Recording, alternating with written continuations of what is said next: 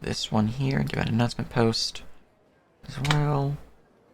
There we are. There we are. Just appear to be live. Yes. Excellent. Excellent indeed. All right. So, welcome everyone to the first session of the Kingmaker adventure set within a homebrew game system known as Unbound. Created by, well, Lex, who is playing this individual. We'll go into introductions in a moment for. But, begin with our brave band of 5 heroes as they enter into the manor of one Sword Lord Jamandi Aldori, ready to hear of what rewards lie in wait for those who would take up the call. But, as mentioned, introductions are in order. So, we will begin bottom to top with character introductions, beginning with Nasi. Or not Nashi? How would you pronounce your character's name? Nasi or Nata. Nasi or Nata. Excellent. Indeed. All right. Right. You would introduce your character. All right. Nasi or Nata, to those briefly glancing at him, appears humanoid, with quite a attractive humanoid to the common onlooker. Uh, his skin, almost flawless, almost unnaturally so, as he has long locks of fiery copper red hair, and even his eyes are filled with a tint of red and gold, as if a sunburst gemstone has been inlaid around his pupils. He carries himself uh, as if a man of high stature, not unlike the nobles of the Sword Lord estate, wearing what seems to be fine clothes and armor, but upon closer inspection, you can actually tell, despite its outside appearance, seems almost handmade or handcrafted to appear finer than it really is. A person definitely trying to look of a higher post than he really is. And he would stand there, always with a look of confidence, as if he knows exactly where he's going, and he's exactly where he's meant to be. Excellent. Most excellent indeed. From there, we have Kotak. Kotak Graveguard is a Duergar dwarf. Roughly average height, maybe a little lower than usual. He looks, well, what would be in human years, maybe 30, 35.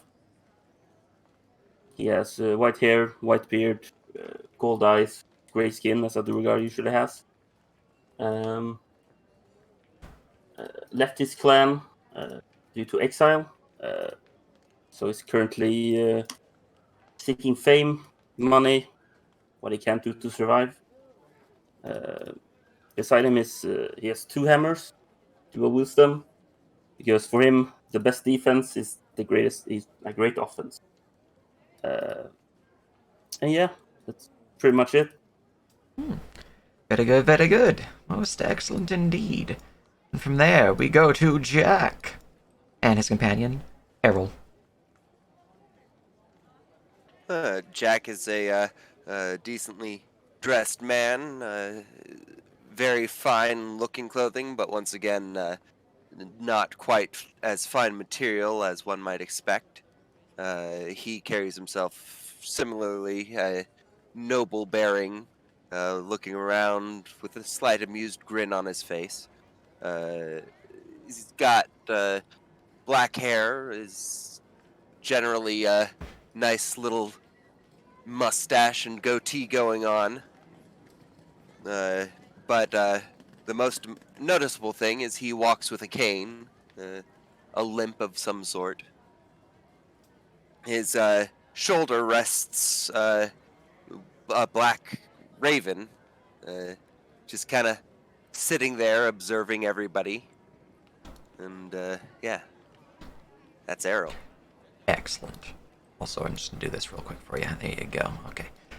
Very good, very good. Most excellent indeed. And from there we go to Ilfrin and an annoying bird that happens to be within their boughs. Indeed. Ilfrin is a leshy, which is to say, a plant-based humanoid. He is rather massive for his kind, even. To his brow, he stands 6'5", and his bow even extends even further, up to around 10 feet. Its fronds drooping around him. Within the bow, said annoying bird flits about very quietly. Only the sharp of eye or hearing would even notice it. Ilfrin himself is clad in a leather pelt, just some simple wrappings. He has, as pictured, light blue and slightly glowing eyes. And he has a stern expression. He glances around, not quite suspiciously, but not quite trusting either. Being very wary of surroundings and those who dwell within it. And at his sides, he has a pair of strangely fitting weapons. A pair of scimitars, which seem to be stylized in the deep elf makings, which may seem out of place.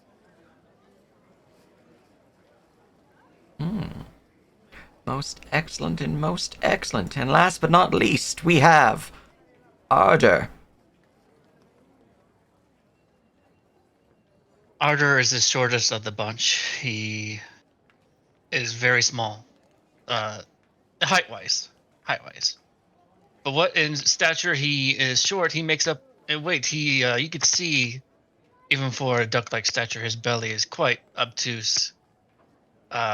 He stands there wearing some of the most finite clothing that one could possibly even gather, although no one would really know that they were stolen.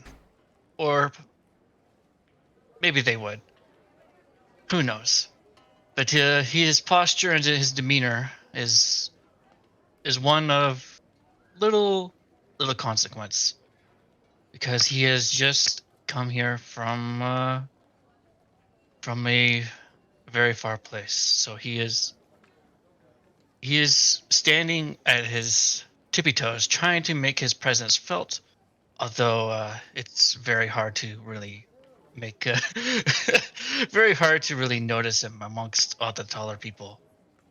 Although that being said, there is one thing that makes him stand apart, and that is he is draping a very large gun around his back that makes it seem like it's actually larger than his belly or his whole body. But he seems confident. His sunglasses, of course, make any glance towards him immeasurable to what he's actually thinking or doing, and he's just looking towards the general party, studying everybody. Excellent, excellent indeed.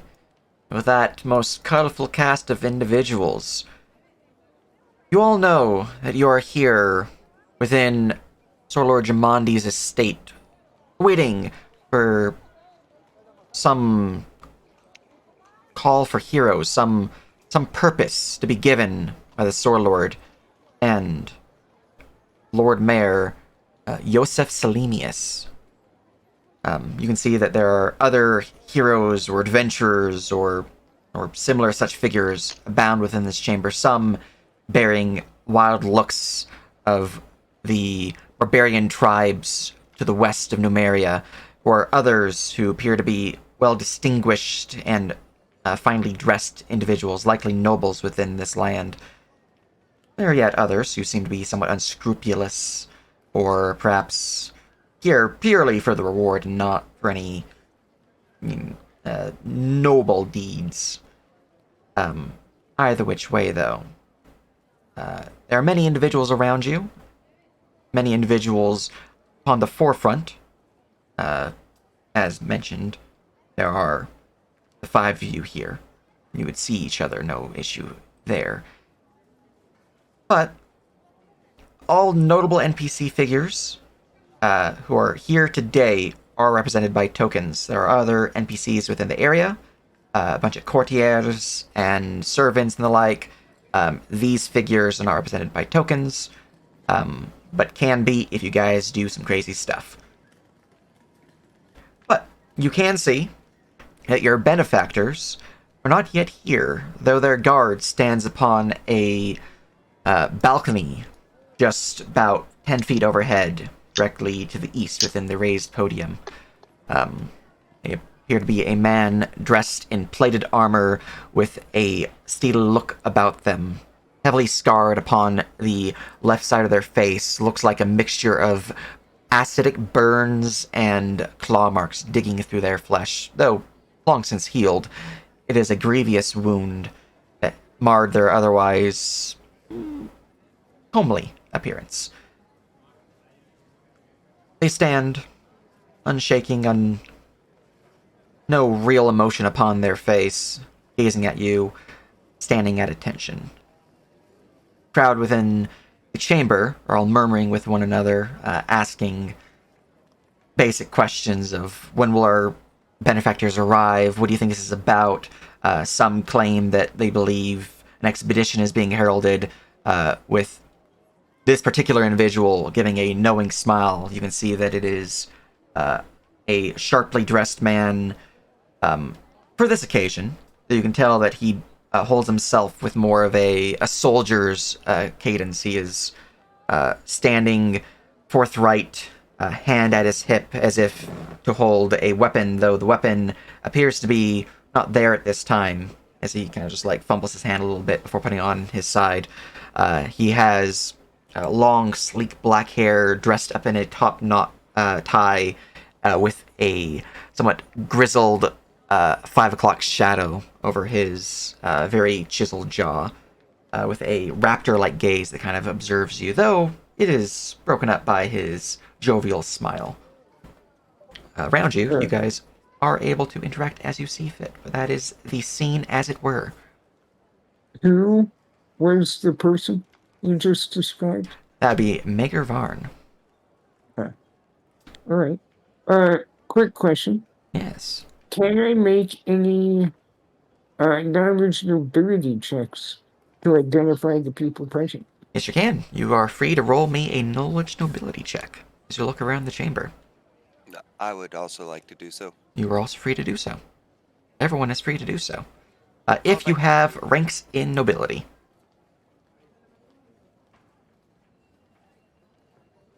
Now, for stream benefit, Unbound is a classless system inspired by Pathfinder. The system does have its own world anvil, which is being shifted over to a PDF, but there is also a Discord, which I will drop a link for people in chat. Once I, Remind me find said where link. nobility is. That is an Under- adventure skill. Sure, okay. It's gonna take me a while to get used to where everything is. Okay. Right, and Ooh.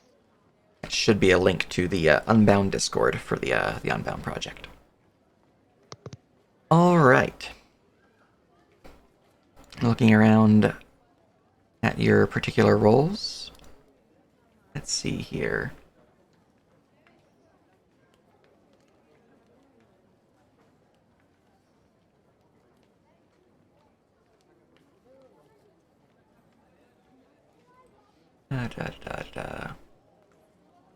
So, there are a few individuals that Jack and Arter would immediately pick up on within this area. Just their standing alone, they seem to hold themselves in a manner that speaks of nobility. Jack, you would recognize certainly that the guard in the back, the one with the marred face, you would recognize them as Keston Gaddis, one of the middling childs of the Garrus family line, a noble family within the region of Brevoy, though you're not exactly sure fully what they're about, that you do know that they are one of the major noble houses. You'd also recognize that there are a few other individuals that appear to bear a noble countenance about them, but you're not sure exactly what they're about in terms of their family history and the like, but I will point them out. Magar Varn bears himself with a noble standing. You'd also recognize that this gnomish fellow behind you, Tertuccio, seems to hold himself with some nobility, though you've never heard of him. Let's see here. You'd also have, we'll get to you in a moment. You have Hannes Drelev. They also appear to be a noble of some sort, though perhaps of a lesser house, as you don't quite recognize them. Valerie seems to be somewhat regal in her bearing, but you don't recognize her in any way. No real signs of nobility, but they do seem to stand and such. Then you have Cephal Laurentis. They are certainly bearing themselves with nobility, dressed formally and unencumbered by arms or armor. And when I mean arms, I mean weapons. For Arter, you'd recognize that the fellow behind you, the one dressed in the leather attire, the fine wares with the cane, Jack Sertova, is of a most noble house. House Sertova, a house that is, well, many within noble circles do not believe that they have earned their place, as they were once, some say pirates, some say they were simple traders, whatever they really are. 24. Let's see, do you get additional stuff with the 24? Scrolling on up.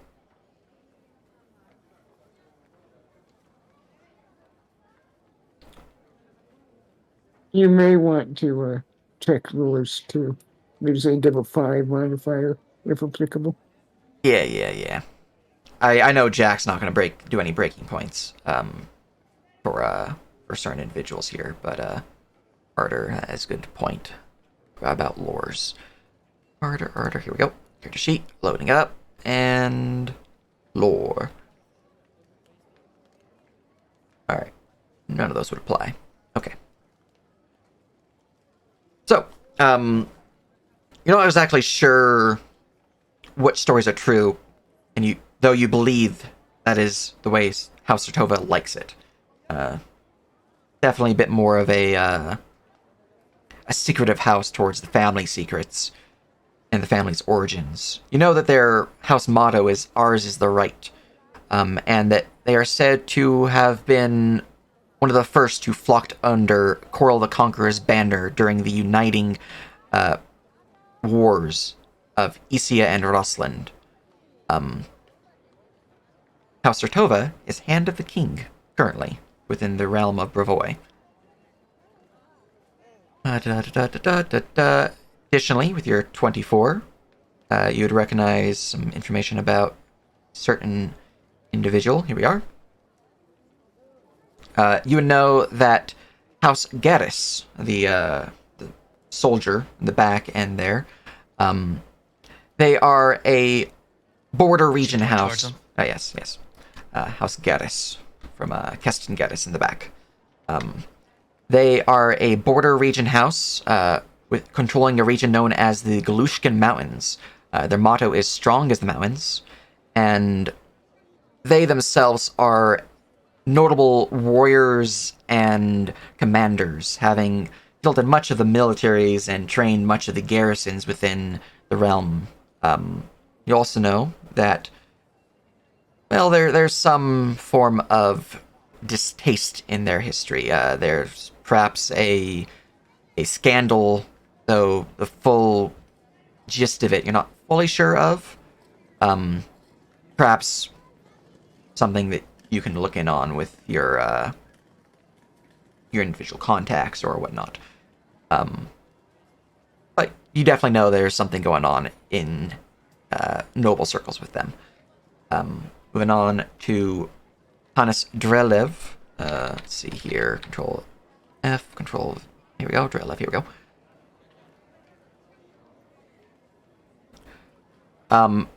Hannes Drelev. You know him by name as, well, it's kind of notable in that he and his wife are both without child, and they are the last surviving members of House Drelev, a lesser noble family within the region. The line itself, I'm not sure exactly the cause of their loss, at least of the house's loss, but you do know that Lord Drelev did lose his son in a expedition south. Perhaps this is why he is here this day. Because, well, the Stolen Lands are south. And within knowledge nobility, you'd know that this particular call for heroes is to deal with the Stolen Lands to the south. Going on to Laurentis. Let me see if you have anything about them. Going to this note thing real quick. We are. You know that he is not a noble in any means, but he does certainly stands in such a way. Though with a 24, though he's not noble, you know that he's trained with some of the finer mages' colleges. Specifically, you know that he appears to hold himself with some standing, and he bears a symbol upon his robes, indicating that he is a member of the Torvir Academy within Restov, a local mages college here that handles the academic research and study of the arcane and the weave of mana in general within the region. From his lapel, you can tell that the symbol indicates that he is of at least the third rank, so middling rank. There's about 6, maybe 7. Not quite sure with a nobility check for that, but The Tartuccio guy? no, that would be Cephal Laurentis. Separate. Yes. As for Tartuccio with the 24, you've never heard of him, at least not in Brevoy's circles. You don't think he is of Brevoy. The way he stands, the way he moves himself, and the colors upon his outfit, you can tell that he is definitely of a different country, but he's trying to hide it. So you're not sure exactly what's going on there. And for Mager Varn,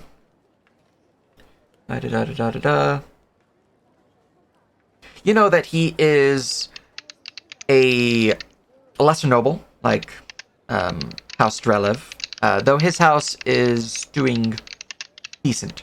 It is a house earned through coin, as it was one built by merchants. You know that Magar Varn himself, he has stood himself apart from his family, rather than following through with the traditional mercantile work of his father and his father's fathers. He is pushed on to a life of high adventure. You know that he runs a mercenary company known as the Varnhold Lot. And you can tell from some of the individuals here, they are with him in his quest. You'd recognize that Kiadi, this dwarven fella over here. Let's see, making sure this is right. Tahara, the tiefling in the back. Cephal Laurentus is actually a member of his organization you know with the 24. A member of his adventuring band. And there should be one more that I'm probably blind and not seeing. There you are. And Gakor, this human individual dressed in furs and ragged robes. You can see that he is also a member of the Varnhold lot. You know that Magar himself, he has earned a bit of a reputation with the 24 within his mercenary band as being able to get things done, able to handle any beasts, monsters, or certain tasks that need doing. And as such, he expects decent pay for any such tasks.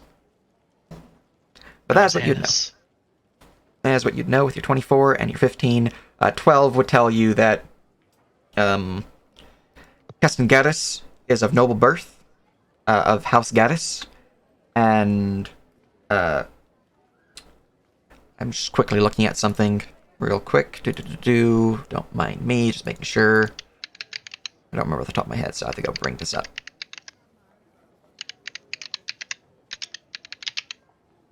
Okay. There's something about Jack over here that seems familiar, though you're not quite sure. But Castangaris definitely is nobility, and is of House Gaddis. And you recognize him as such. But that's what your knowledge checks would provide. As you see those around you, just chatting and whispering and murmuring. Your hosts are still not here, though you are still... you imagine they'll be here shortly. Essentially, you guys have time to interact with one another, interact with the guests, or, if you wish, we can simply proceed ahead.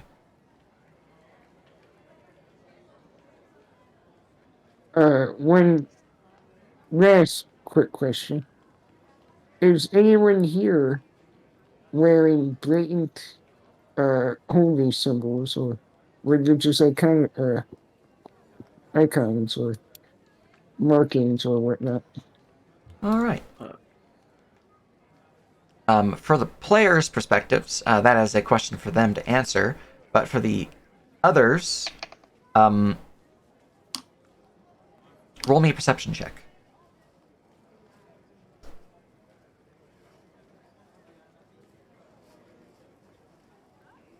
All right.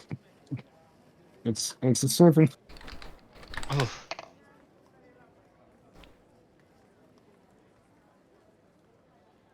All right. You recognize one individual bearing a holy symbol, and that is Harim in the back. You can see that his symbol, he has a iron chain around his neck bearing what appears to be a skull-faced moon. With a religion of 18, you'd recognize that as the symbol of Grotus, the god of the end times. He wears it proudly, uncaring if it would be taken poorly. Or proudly probably is perhaps a poor term for him, but he wears it nonetheless. With a 17 for Jack, you would see that the individual in the back, Jaethel, they appear to also bear a chain around their neck, though it is tucked underneath their armor. So whatever symbol that might bear, they are keeping it hidden.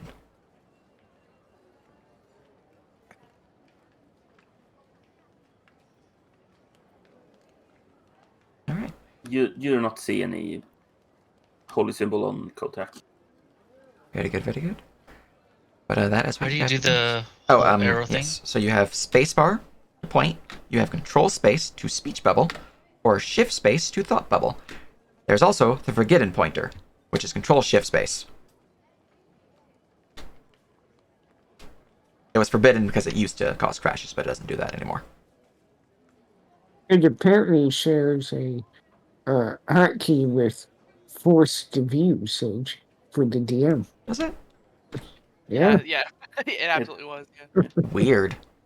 I didn't notice that at first. Huh. But as for symbols, Darcy does have a symbol of a half sun on, that he wears quite openly.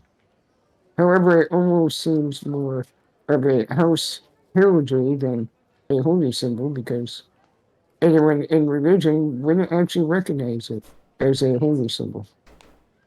That's that's information for another time. Mm-hmm. Yes, as what you'd And gather that with your checks.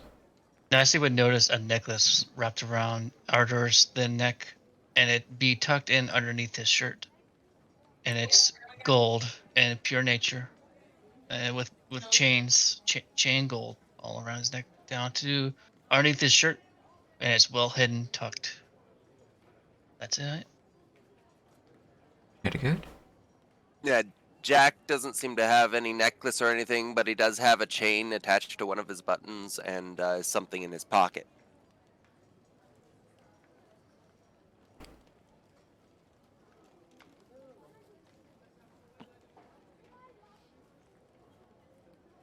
All right. As murmuring continues, one individual would kind of step forward, leaning into the to Ilfrin. Aye, Yes. I don't mean to intrude or anything like that, but yeah, what are you lot looking for here? I know they're expanding the expeditions, but are you heading to the Greenbelt maybe? The Sloughs? Do you know? I am not entirely certain yet. Hmm. I suspect I was invited due to my experience in the outdoors, and not because, well, he gestures himself. Fair. You know you have a bird in your bows, right? Yes, it has been vexing me for decades. Well, if your lot are, I don't mean to assume, but kind of looks to the group in front of you. I don't know if you're with a group already, but we have an old lot. We got some land staked out to the eastern edge of the Stone Lands. Decent part of land. If you're out towards the Green Beltway, you might see us a few times. We go around the mountains, and well, we're sticking our claim there.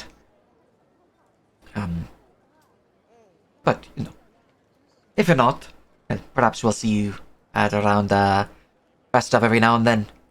Assuming you make it past the first trials. I've certainly made past tougher trials before, I'm sure. Your group, you did not state which it was. I didn't catch the last bit. Your group, you did not state which it was. Oh, my apologies. I'm with the Von Hold lot.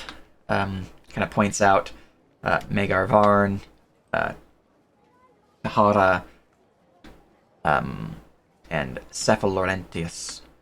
Oh, and Kiari. It's just yeah,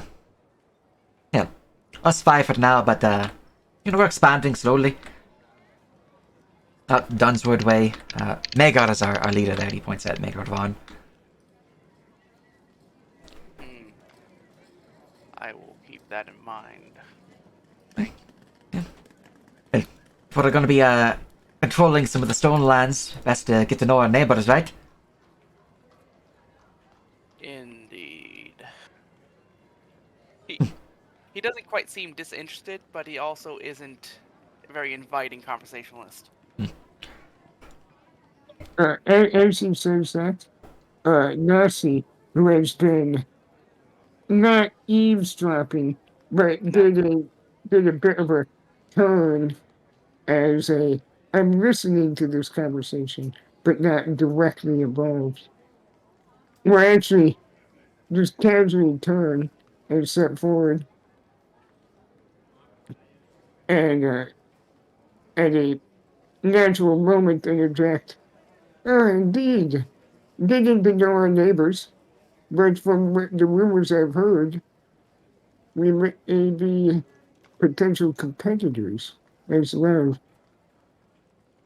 Potentially, aye, but I wouldn't worry about us particularly. Oh, I hear today is about the Greenbelt and the Slough, so you lot should be fine. We're mostly here just to collect our bounty for the recent expedition. But he looks around. One there, he points at Valerie. I believe she's leading an expedition, potentially towards your possible path of the Green Belt.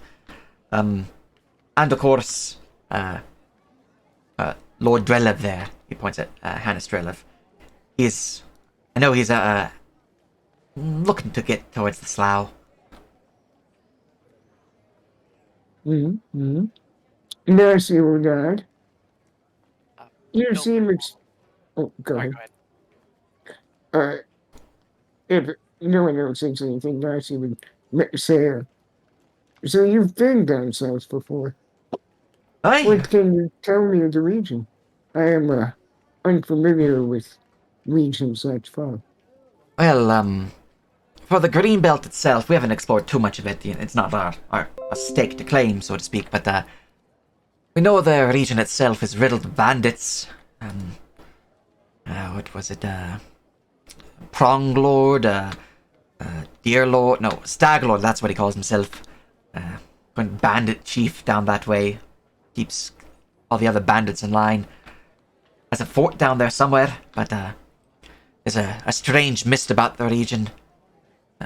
Once we crossed in the mountains, the Noman Heights, there's a canyon pass too far out of our way, and mist was all about the place. We decided to turn back after we saw that. But we know to the northern ends of the Green Belt, well, of course, there's the wild creatures, the thylacines, the giant spiders, of course, grizzly bears. Yeah, nothing too crazy. But I heard rumors from a few traders who passed by the old trading post. We stopped there a few times. Oleg's a bit of a grumbly fella. Anyways, they were speaking on the roads are not just filled with bandits. There's tribes of kobolds, Sootscale, I believe, and some fey beasts, mites, nasty vermin. Of course, the Gnarl Marches, the forest, of course, is just filled with the monstrous creatures and fey alike.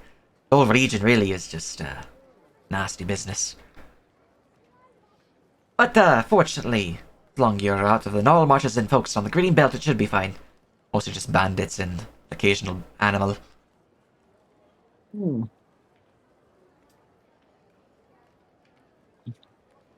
Something I actually just realized today that I just remembered, if it matters, I'm not sure any of the players have the skills to do so. However, Sage, Nazi does have an aura of evil.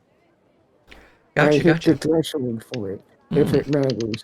So, Excellent. I hit the 3-point threshold. Alright. That is good to know. Indeed. Does not change the current conversation, but it is good to know.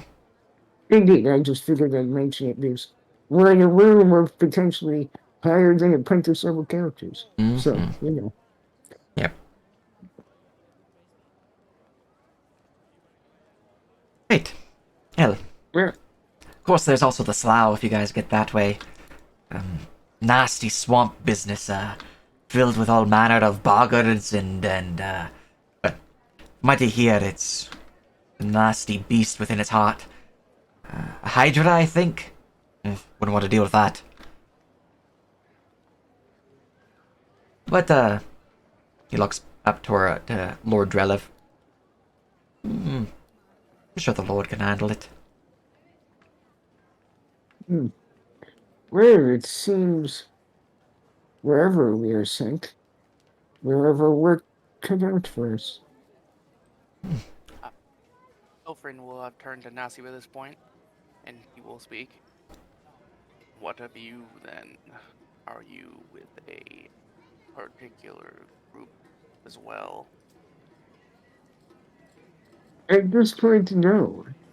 I came hoping to build a group, so to speak. I am looking to set out on my own path. Lay claim to an area as uh, our kind of gesture towards Gecko. I learned to call. Did you mention your name? I am a Nazi Renato. And Nazi would offer a hand and curt bow, just being very polite. Ilfrin offers no such bow. He even takes a moment. He almost looks suspiciously at the hand and hesitates to speak his name, but he does eventually take it. Ilfrin, Broad Branch. And the bird flitters over. It's a heavy ass bird, but Well, I have animal animosity. it sort of pecks at your hair, like, and then it flies back. Nazi will seem unperturbed at this. Good to meet you, Open. And then we'll turn towards Gecko, who I don't believe actually gave his name specifically. I don't recall.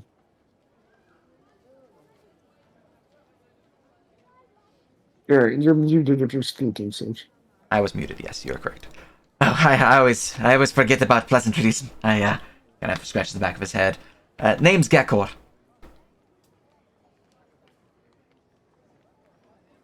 Oh, and if you happen to meet the others around, he points at the dwarf. That there's Kiadi. Points at the tiefling. That there is Tahara. Point at the man in the corner behind him. And that there is Cephal Laurentius. And of course, our leader, Magar Varn. Points at Magar Varn. Nazi will pointedly look at each of them as Gecko points them out, taking note. And if any of them are looking this way at all, we'll just give a polite nod if they're paying attention to this conversation. Tahara would give a coy smile, with a little wink as you look at her, but otherwise just looks back up, kind of focusing on Keston Geddes, or perhaps someone somewhere beyond. Kiadi gives a partial smile, just like a yes, hello. Cephal in the back just gives a nod, no smile, just a simple nod. And Magar gives a friendly nod as well. So his is friendly compared to Cephal's.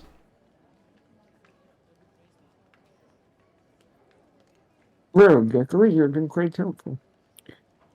I can only hope that the other groups here are as willing to work together as yours seems to be. Hey, I gotta make allies. We're going to take hold of his stolen lands, so Right. Civilization is built by those working together. indeed. Oh, don't know about you, but he kind of leans in and whispers this part. We've tried talking with old Drelev a couple of times, but he's not really a lot. Doesn't like dealing with riffraff. Not noble born. Thinks you're beneath them, so bit of a hard sell, that one. But Magar's made his a few connections. Who did you say this about? This. He's talking about Hannes Drelev. He's very much if you're not noble, you're probably not worth his time. Noted. Can I make a perception check to see if I can hear that? Sure, go ahead.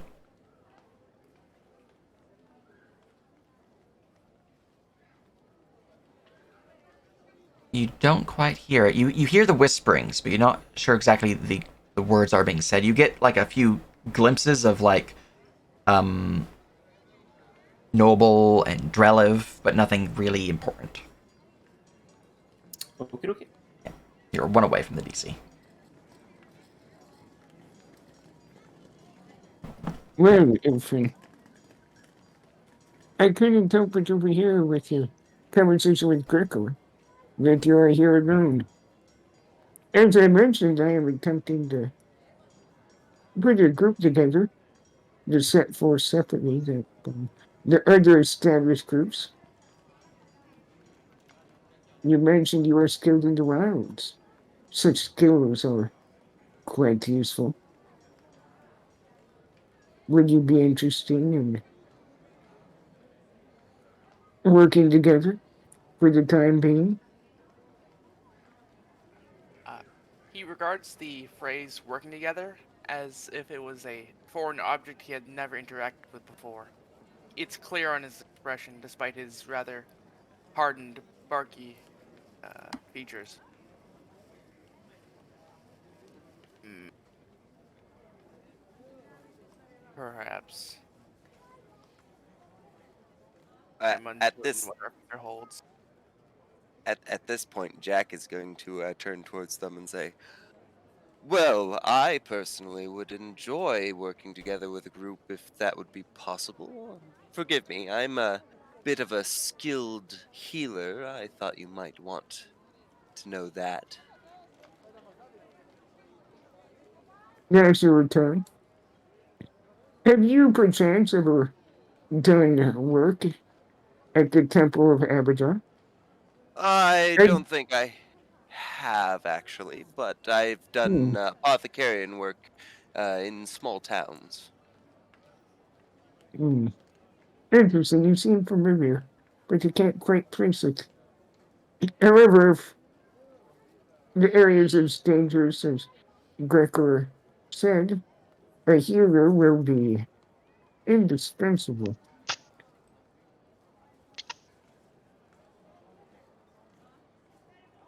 Well, healing is just the tip of the iceberg. I'm also good with materials and such things. But yes, I think that it would be very valuable for you to have me along.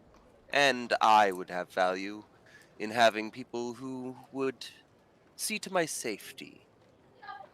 Darcy will raise an eyebrow at the way he words that. Uh huh. Uh huh. Not a. Yeah. Yeah, he recognizes your cadence and your the way you specifically worded that. He obviously takes note of.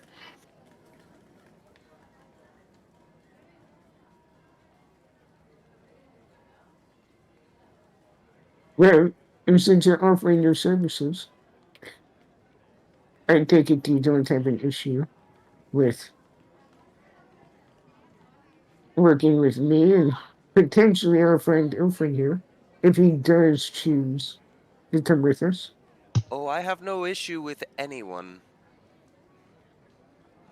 You haven't met Unless, enough people. well, that's not true. I do have some issue with those who meddle with raising the dead improperly, but that aside.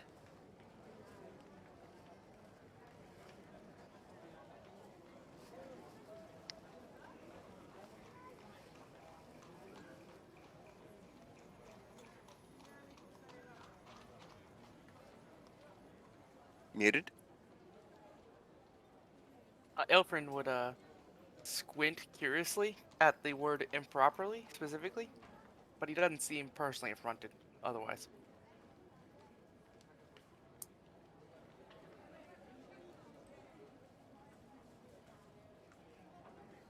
Also, now the birds would. Here you go. Have my gift. Yeah. The big bird, Okay. 20 pounds. Wait, 20-pound bird? Oh Yeah, no. it's a small-sized bird. Yeah, the crow would hop on the back of the other bird. It allows Just chill on its shoulder. It allows us more birds to annoy Ilfrin with. Begin Hmm. tweeting at each other. Oh no. Oh yeah, Plotting. Yeah, the annoying bird is actually quite beautiful to listen to.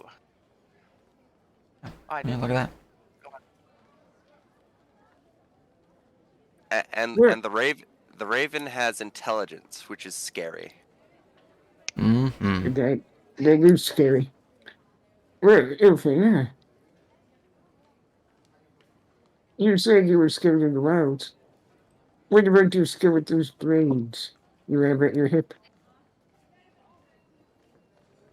How Enough. comfortable are you with enough? Hmm. My power lies not in physical so much as magical. Ah, I am in tune with the natural force world to an extent, with which I can manifest them my will. well, if we're going to be a group together, I would like to find some more muscles, so to speak. If you are a user of the magical arts. And our friend Jack here implied he would like to be protected if we get into a fight. Well, I am quite skilled in the blade. I may not be enough on my own. With that, Nasi will look around the room for any other martially inclined folk who do not already seem to be part of a group. From the looks of it, as you look around the room, you immediately notice two individuals who stand out. The duck and the Dergar. Everyone Yeah. else seems to be grouped up at this point in time. Nasi has animal animosity and is unsure about the duck. So he's going to take a half step to be kind of in between Ilfrin and the Jugger, making eye contact with him. Yeah. Kotak has been staring roughly in this direction, like side glancing the conversation. Mm. And he'll notice you approach and will step forward. Nasi will actually speak in Dwarven. Mm. Good day, sir. Oh, good day. I don't know if you overheard our conversation, but you seem to not be a member of an existing group. We're forming a little bit of a party ourselves. And by those hammers at your side, I would take it you are a skilled fighter. Would you have any interest in joining us or discussing the possibility? Sure, but he's gonna hold his hand, going for a handshake. Darcy would take it. Uh, Give me that strength check. He's gonna test how strong Strength you check. are, All or right. whatever the equivalent. I don't actually know. Your strength, there you go. Is that adventure? Which one is that? And it should be at the top. Ability checks. STR. I might be blind. So on your macros, if you scroll to the top, there's going to be a group. That's the second group called ability checks. That wasn't handed out. I Oh, don't what? see it. Wasn't handed out to the tokens. It's in the campaign. Oh, there we go. Oh, Oof. Well, Cutter will take out hold his hand and he'll kind of half miss your hand a little bit and then grab it. It doesn't put that much strength in it. You don't believe he's not putting strength in it, but it doesn't feel like he is. Internally, Well- you're not sure if you were expecting such a lithe individual to have such a strong grasp. Indeed. But noticing that you were perhaps caught off guard, Nasi won't put his full strength into it. If anything, he would make it slightly less than what you do on purpose. He would obviously be an equal with you, but prove his strength to you, but would not. He would go out of his way to not let you be He would be embarrassed. polite. Indeed. You Kotak, may call me Nasi. And what is your name? Kotak. Kotak's graveyard. And he'll give a slight nod at the handshake. He will nod and then turn back road. And Gotaki would gesture towards the tree. Our current companions is Ilfrin here and Jack. Ilfrin. Stares flatly across the room. Yes, sir. We should probably switch to common.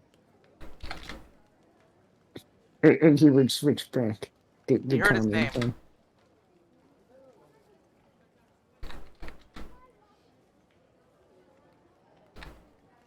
Kotak will kind of just glance the other two, but he give like another slight nod. Jack would, of course, tip his hat.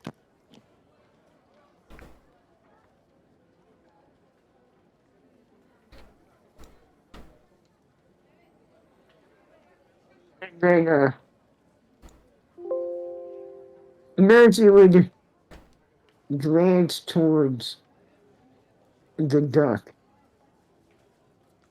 almost hesitantly, because, hey, an animal person. And he knows animals don't like him, but he's not sure about animal people.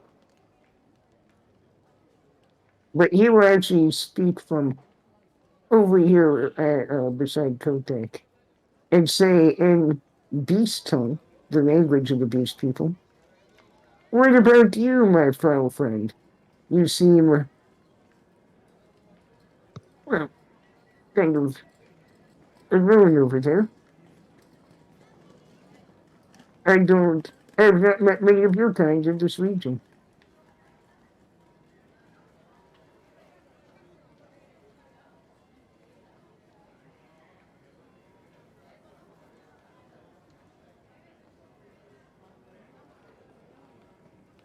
You're muted if you're talking, Burst.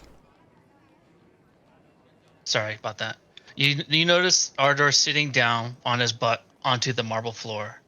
His back is towards everybody else in this general direction. He is staring at this particular person right here. And as you say something to him in beast tongue, he does not turn. He does not glance back.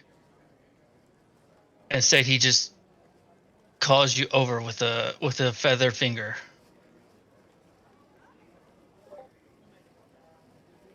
If you dare.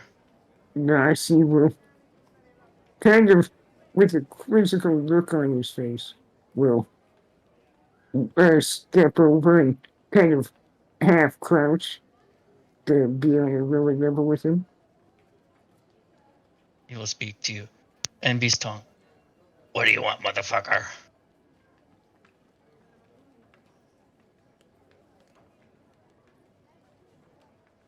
I was curious if you were a member of a.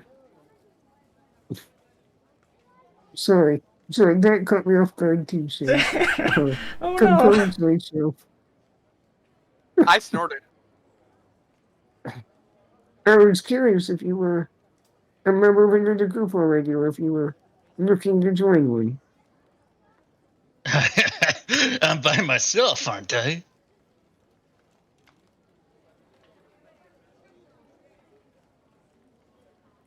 Well, I would not like to make assumptions. I just kind of toss his head over and you see his blue eyes through the sunglasses because you're so close. What which yes, I'm very interested to join.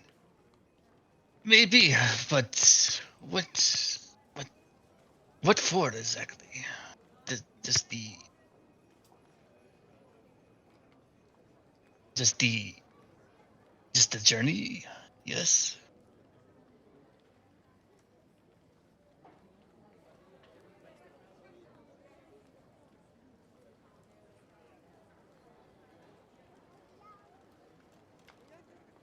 Well, if the rumors are true of what this expedition is, we will be heading down south to one of the regions and what people out there called the Storylands. I assume there's going to be a job with pay of some sort. Isn't isn't that why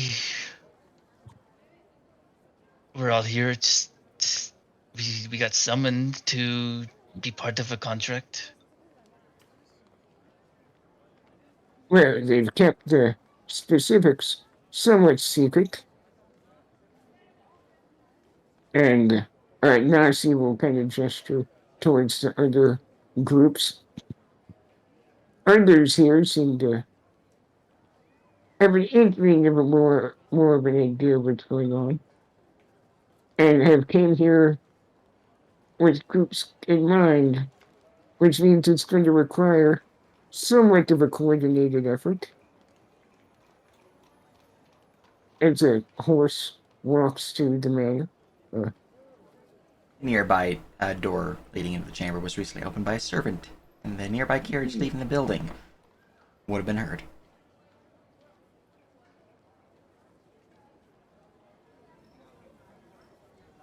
Ah, what? that's What do you think? Strength in numbers a little bit. uh, Ardor makes stuff in deals. Okay, you give me something, I give back, right? You see him get up Ah, on his web feet, and he will only get about up to your belly button, probably a little bit more because of his hat. And as soon as he stands up, he puts on this big grin. ah, the golden rule, I see.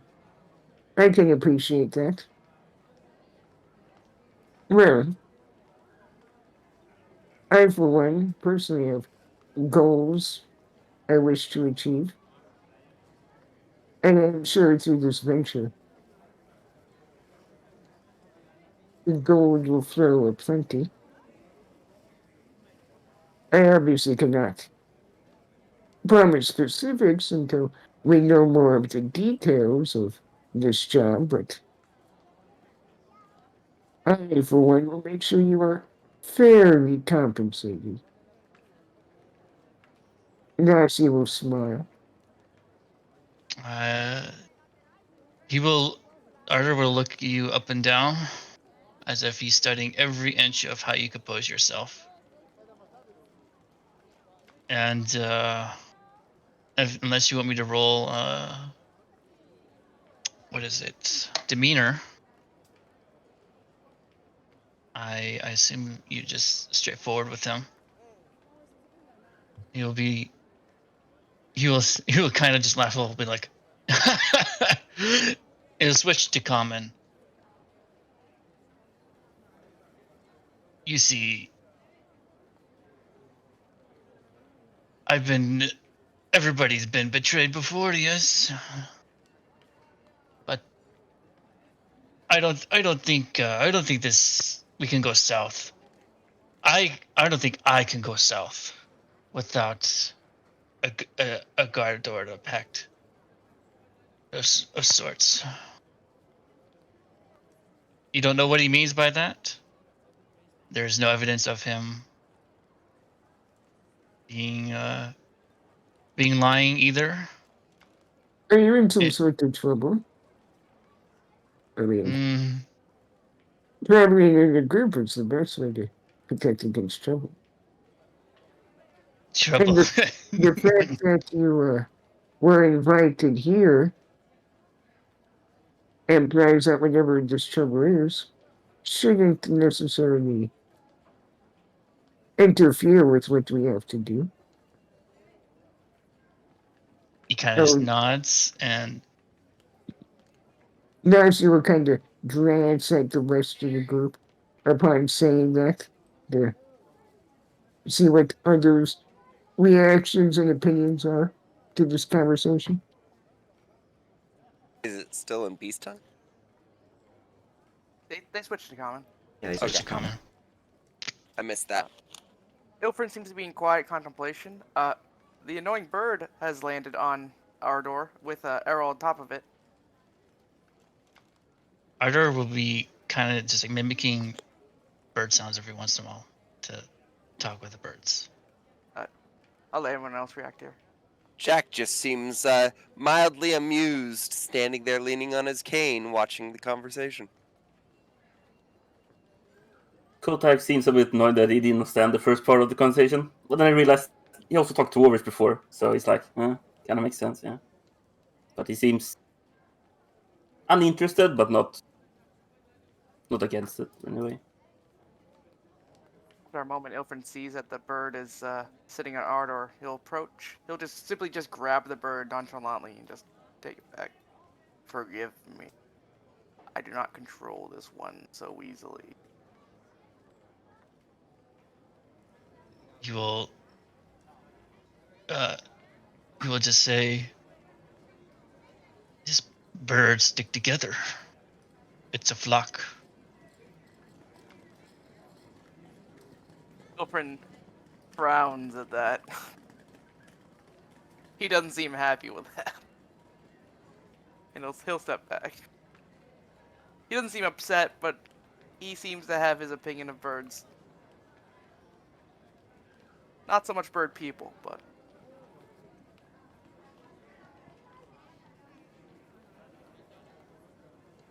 Well, I think that settles it. Depending on what this job is, it looks like we formed our own little group here.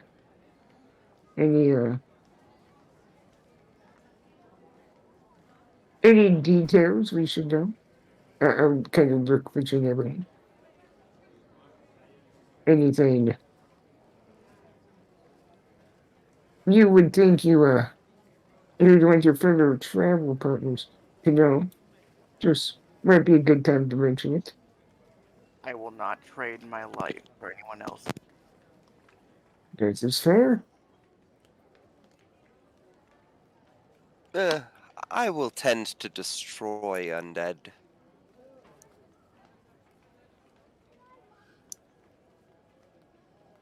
None, Also fair. none here, you should know. Mm-hmm. Now she will kind of glance down at our door. Ilfrin will loom over him. What is this? What is this? Inquisition? What? What? He'll just avoid the question entirely by Yeah, no, by I was, I was simply asking. If it helps, I would let you all know I do have ulterior motives. I am actually a preacher of sorts. I am hoping to go to the southern lands to found my own church. oh, that sounds like an interesting goal. Doesn't what you already worship have a church? Yes, but my views of the teachings are a bit different. See, I believe for civilization to be spread that you need a proper and strong direction.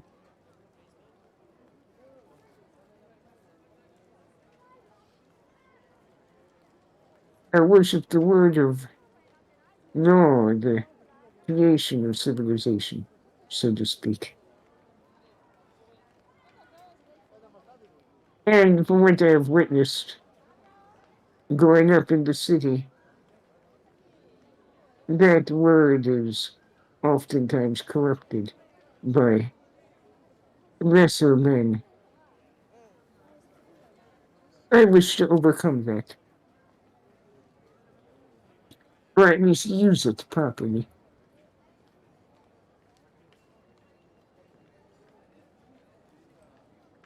Mm.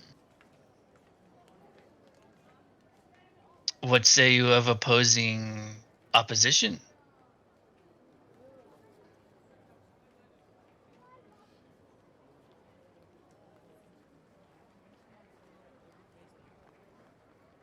Where someone doesn't agree with your teachings, I suppose is what I mean. Well, they're perfectly valid to have those. The only, the only thing that would truly be unforgivable in my teachings is the destruction of civilization itself, the breaking of the hierarchy, so to speak. Other than that, all have a place within the world. They just need to find it, or have someone help them find it and properly put them to use. There is almost no one who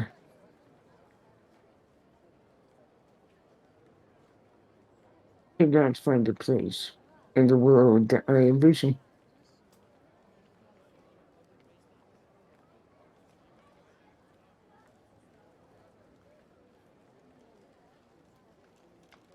You see, he just smiles.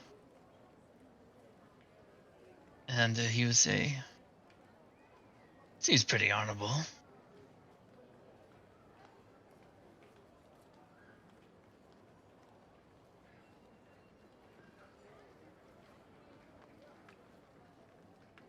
He will turn towards away from the group once more. All right. As you stand gathered within the grand hall, so Lord Jamandi Aldori, the growing din of conversation echoing throughout the chamber is abruptly pierced by the sound of boots upon stone as all look up upon the new group entering the chamber from the balcony above. Make them visible. You see there are three figures, a man dressed in conservative yet elegant black satin attire, form-fitting to his stoic physique, and contrasting well with his alabaster skin. His black hair graying at the sides that matches his black eyes, and a well-maintained waxed mustache. He has a stern look about him, but it is broken up by his smiling welcome. Behind him is a man perhaps the opposite, tanned, worked skin, rugged and frayed with age and toil. He has long, shaggy brown hair, tied back in a loose knot that would otherwise match his trimmed, ruggish beard. His eyes are a piercing green that matches the attire of green robes bearing the symbol of Aristal, the master of the hunt, reinforced by sturdy lamellar armor. Lastly, at the rear is a woman of half-elven descent, long black hair braided in an elvish twist. She is dressed in a red gambeson that lies neatly tucked between her lithe form and her fine steel-plated armor. Though she bears with her a regal appearance, her face is marred by a long scar that runs the length of her right cheek, though this does not hide her warm and welcoming smile beneath her golden eyes. She among the others move forward towards the podium as the woman clears her throat to speak. Greetings, everyone! I am Sword Lord Jamandi Aldori, and this is Lord Yosef Selimius of Restov. She would motion to the well-kept man to her right, for mentioning to the man on her left. And this is Zvanki Keeg, High Priest of Aristel within the Hunter's Hall here in Restov. Welcome to my mansion. Yosef would give a warm, welcoming smile and a friendly nod before speaking. We thank you from the bottom of our hearts for responding to our call. You may be few, but that's unavoidable. We need only the best for the best of this task. I see true heroes before me, strong and fearless. Exactly what Restov needs. Jamani would continue. Thank you, Lord Mayor. Now, to the point. South of here, just beyond Brevoy's border, lies a region known as the Stolen Lands. This is disputed territory, and while it's long been claimed by nearby states, it's never been truly taken. I'm bore you with the legal technicalities. So suffice to say that anyone with enough courage and power to seize the Stolen Lands and name themselves Baron or Baroness, claiming dominion, well, none of the neighboring states would be able to challenge it. Of course, Restov would be the first to recognize the legitimacy of this new state, as well as the noble titles of its founders. She will turn to face the party's group, looking to each of you. Unfortunately, one serious obstacle stands between you and this title. As she looks out towards the second group, seemingly unchosen of which path they belong to, specifically looking towards Valerie. A gang of bandits holds sway in the Stolen Lands green belt. Their chief, who they call the Stag Lord, considers himself the rightful owner of these lands, and no one has yet been able to challenge his power. Bring me his head, and he'll be able to return to the Stolen Lands as their legal ruler. There are other regions within the Stolen Lands that more heroes, many of whom stand here today, have been sent to cleanse the beasts and villains that dwell within. But the green belt is the only one yet to be explored. Any questions? Narcy will actually stand as if obviously waiting for permission to ask a question. Not raising his hand, but the court equivalent. She would give a nod in your direction. This Stag Lord, you say bring his head. Is death a requirement for this mission? Or is imprisonment well, serving for his crimes, if possible outcome, acceptable? Such actions would be acceptable, as long as he's deposed and his brigands are removed from the region. Whichever way you deem fit, as Baron, if you do manage the task, is suitable for us here.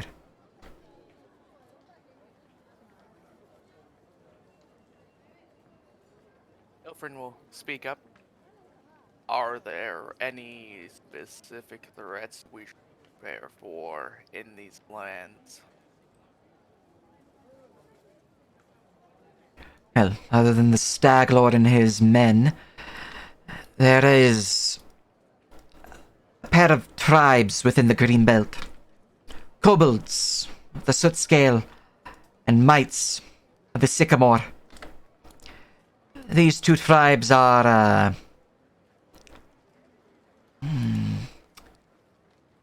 barbaric in nature. They will attack travelers, lay claim to wares, but, well, that is perhaps due to them knowing no other way. Their kind we have dealt with kobolds to the north, and they're reasonable enough if talked to. Though, what tales we have been given from either the mites or the kobolds, they are, how to put it, not fully friendly. Beyond them, the Green Belt is filled with wild beasts and lost ruins of the old empires before. The ruins, I cannot say exactly what might dwell within, but I would advise caution. And of course, be prepared for undead. As for the plains above, well, it is home to a particularly vicious form of thylacine, known colloquially as the brush thylacine. Larger and more fearsome than its smaller cousin, these creatures hunt in packs and are, well, they have a way about them able to bring down even something of greater size with their sharp fangs. There's, of course, beasts marred by the magics of the area, the Fae, of course, within the nearby Gnarl Marches, which, for clarity, your charter does include. But the focus does lie in the Green Belt. The Gnarl Marches and the Green Belt can be found within Fae, magical beasts, monstrous plants, even a few draconic creatures. I know the fjords, we have been given scouting reports from hunters or other adventurers who've tried their hands at this task of tatzelwyrms dwelling within the fords there. Fjords. Large serpentine-like draconic creatures. Not larger than a man, but certainly larger than a snake. Beyond that, well, the Green Belt itself is home to swarms of vermin, spiders, sturges, centipedes, all sorts of insects and beasts the like. I'd be careful if you come upon any webbings. I know, we had a few hunters return, missing a companion of theirs, lost to a trapdoor spider's den. The spiders out that way grow to immense size, you see. Beyond that, there are odd reports of winged creatures flying within the Green Belt, mostly near the mountains to the east, but their hunting range does vary.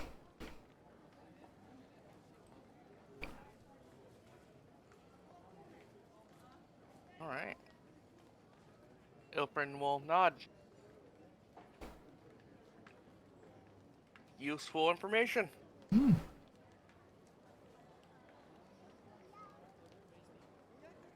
Any other questions?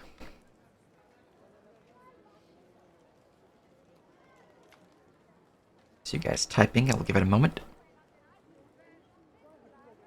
Oh, I'm just memeing. Don't worry. Okay. Yeah, I'm just memeing too. Excellent. Alright, in that case, one of the figures in the back would speak up.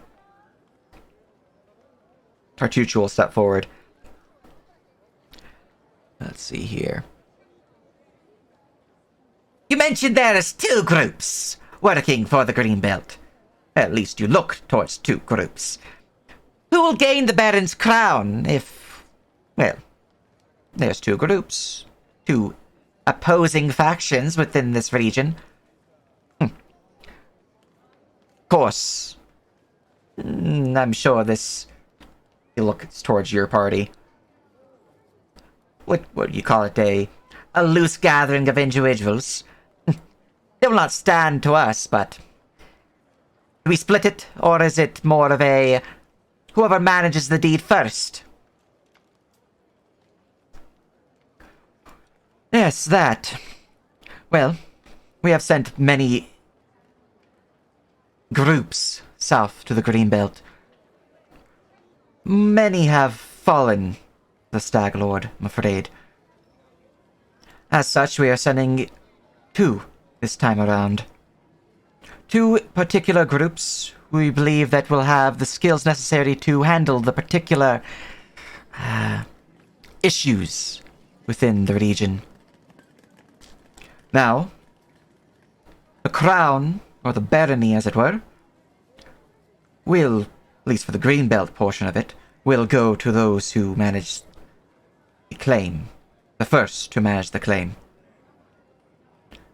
As for the Gnarl Marches, well, if one of you wish to focus elsewhere, there is troubling news that way. An old tree that holds sway over the woods keeps the people unable to fully harvest its resources to utilize its trails. Such a tree, if cleansed and cleared, would open up a path to truly hold this realm. Beyond that, it's up to you. The region itself is set to be to who holds it. But our backing will be for those who have rightfully earned their place. Whether it be the tree or the stag lord. Or both.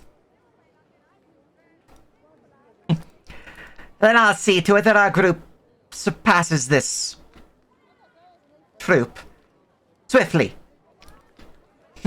I bet you that we'll have it done within 3 months' time. Both. Quite a wager indeed. The others failed within months. First month. One even failed within a week. Narcy, hearing that, will glance back to Tartuccio. Perhaps they failed so quickly due to petty squabbling such as this. Well, I don't know about you, but I'm not going to share my barony with the likes of you.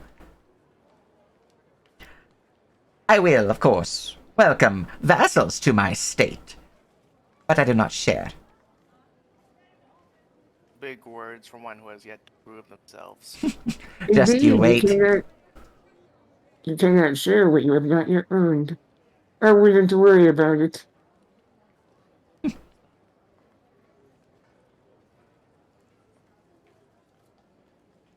At this, somewhat slowly in the background. Indeed. How can one even think about choosing the titles and giving up rewards if we haven't even been there? It is dangerous and untamed land, is it not? But your bolstering will all soon join the grave in the end. Nofr nods at this gentleman. Black would nod as well.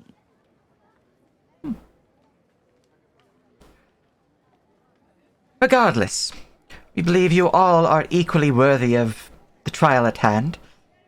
Simply, who will achieve their chosen goal? You know the task, you know what we require. Now, as for rewards, as it was mentioned, you will be given full land rights to the Greenbelt, or the Gnarl Marches, as well as rights to claim any adjacent lands not already claimed by any others who have taken on our charters. She'll give a nod to Hannes Drelev. The Slough is already in progress, though it is not yet achieved. As she'll look to Magar Varn, Dunsword. It is being tamed as we speak, but until their particular paths are completed, all adjoining realms are open within this charter, as long as it is within Stonelands proper. Which, speaking of that, she will give a nod to the Keston, who will pull out a large wooden case and begin making his way down the balcony, down the stairs, and forward. Keston here has provided you all, for those who need it still, a map of the region, though it is fairly empty, yet much to be explored. It is the beginnings, at least. We hope that you will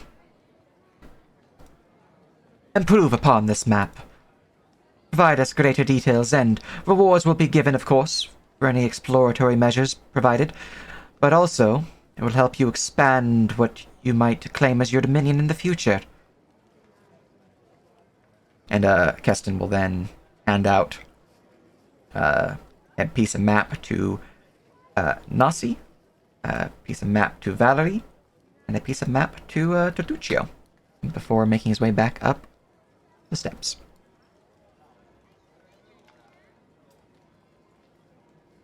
Beyond titles to those lands, we will also, as a form of payment, aid in getting your settlement, once the realm is clear, set up for you.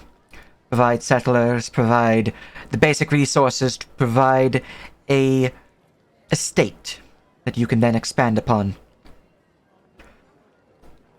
At this, Yosef will speak up. And of course, if you're needing partners of trade, the Merchants Guilds are more than willing to make arrangements. As Vanki Keeg will then speak. For once. As he has not yet spoken yet. And should you need any measures of faith, the Church of Eristil will have your backing for your homesteading. We can provide you supplies, lumber, hunters. You need only ask.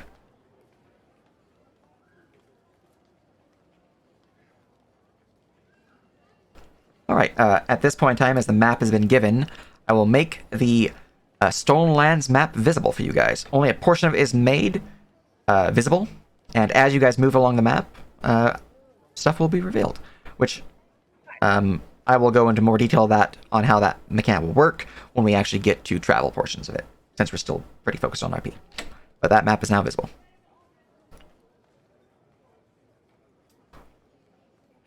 From Ilfrin with your cartography check, you can tell that the map itself is definitely little explored. You can tell that there's mountains in a few locations, and there's a large forest in the central and a swamp to the west of it.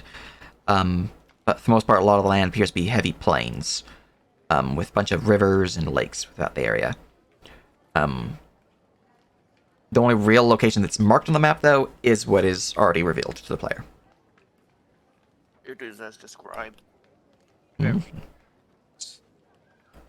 Very bare bones. Indeed. Hence why, our request to expand upon this knowledge to provide additional notes upon the map. Add a character, I will be adding what's actually already there, but it's not visible to players. I'll be adding an overlay to the map, a hex grid, for every hex fully explored within that overlaid grid. Experience will be gained, as well as potential information about that hex in particular. So, exploration will be very helpful in this particular campaign. Not just, oh, I want to, go find something. It'll be mechanically beneficial as well. It seems Lexo has died from the... you're back. Cool. Okay, you're back. Alright, let me go look at my notes again. What am I missing? Any other questions?